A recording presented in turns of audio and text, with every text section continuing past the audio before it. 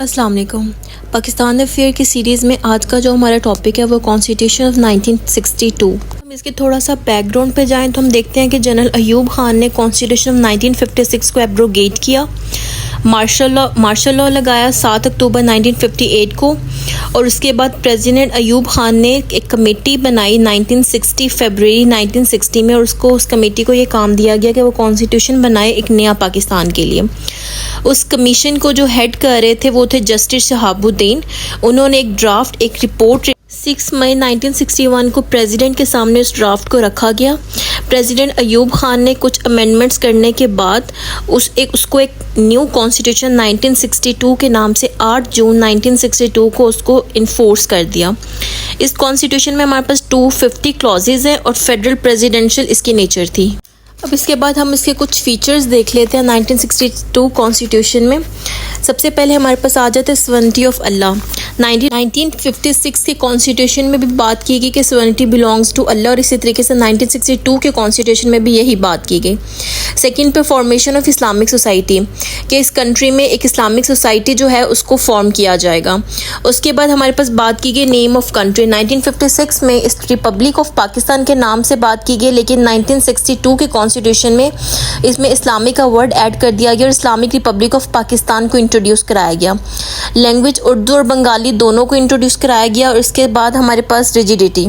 इस कॉन्स्टिट्यूशन में हमारे पास 13 शेड्यूल्स 250 आर्टिकल्स थे। रिजिडिटी का मतलब यह है कि इसमें अमेंड करना बहुत ज़्यादा मुश्किल कर दिया गया था, क्योंकि 2/3 मेजॉरिटी चाहिए थी इसको जो है अमेंड करने के लिए, और इसके साथ साथ हमें अथेंटिसेशन चाहिए थी प्रेसिडेंट की, और प्रेसिडेंट के पास पावर थी कि वो किसी भी अमेंडमेंट को, किसी भी लॉ को वो जो है वो उसको रिजेक्ट कर सकते हैं, उसको नल कर सकते हैं।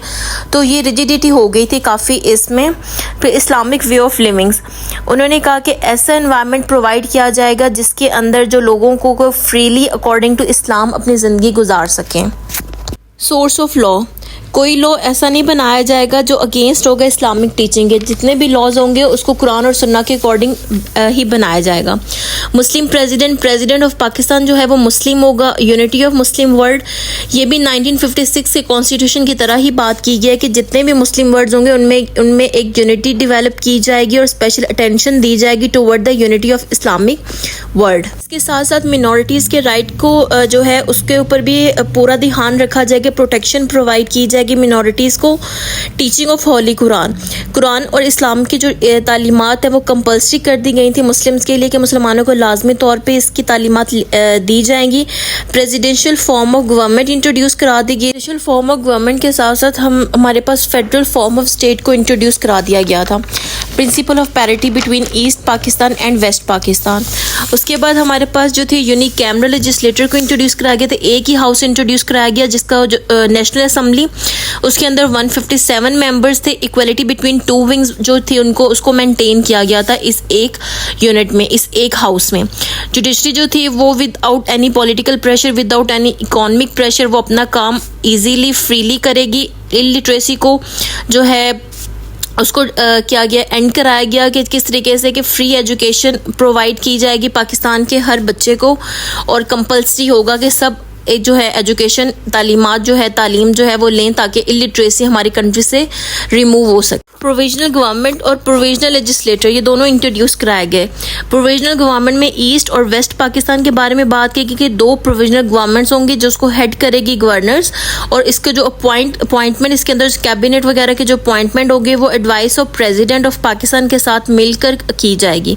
उसके बाद प्रोविजनल लेजिस्लेटर के बारे में बात की कि प्रोविजनल लेजिस्लेटर जो है उसमें 150 मेंबर्स होंगे, लेकिन बाद में इसमें मेंबर्स इंक्रीज करके 218 कर दिए गए। 1956 के कॉन्स्टिट्यूशन की तरह 1962 के कॉन्स्टिट्यूशन को भी एब्रोगेट कर दिया गया। प्रेसिडेंट अयूब खान ने 25 मार्च 1969 को रिज़ाइन किया। क्यों रिज़ाइन किया? क्योंकि इनकी गवर्नमेंट के जो खिलाफ काफ़ी पब्लिक मूवमेंट स्टार्ट हो गई थी, इसलिए इन्होंने जो है रिज़ाइन कर दिया और जनरल याहिया खान आ गए। जनरल याहिया खान ने मार्शल लॉ इम्पोज कर दिया और 1969 को ही इन्होंने जो एब्रोगेट कर दिया कॉन्स्टिट्यूशन को 1962 के। और उसके बाद जितनी भी प्रोविजनल और फेडरल गवर्नमेंट थी उनको डिसमिस कर दिया गया और इलेक्शंस अनाउंस कर दिए थे कंट्री में। नेक्स्ट लेक्चर में हम लोग 1973 के कॉन्स्टिट्यूशन को डिस्कस कर लेंगे। मजीद कोई क्वेश्चन आप लोगों को तो आप लोग मेरे से कमेंट सेक्शन में पूछ सकते हैं। इंस्टाग्राम का लिंक है, वहाँ पे भी पूछ सकते हैं, और हमारे व्हाट्सएप के ग्रुप्स हैं जहाँ पे हैंड रिटन नोट्स 1 पेपर के लिए या CSS PMS के नोट्स वगैरह और PDF फाइल शेयर होती हैं, आप लोग वहाँ पे भी पूछ सकते हैं। दुआ में याद रखिएगा। अल्लाह हाफिज़।